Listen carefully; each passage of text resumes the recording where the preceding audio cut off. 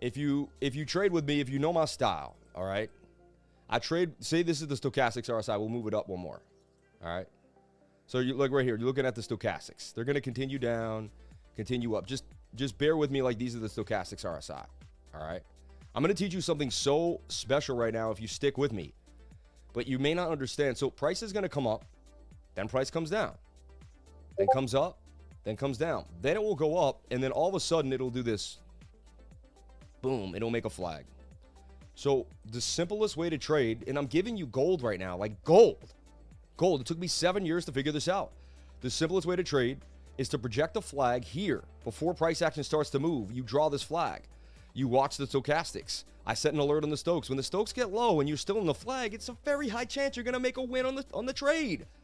And then you don't have to sit there and watch the trade all day. And then it confirms whether you want to jump into that trade or not. This is a simple thing to do. I've never seen it explained on YouTube. Because I figured it out on my own. This is called projection with alert on the Stochastics RSI. It's my advanced theory.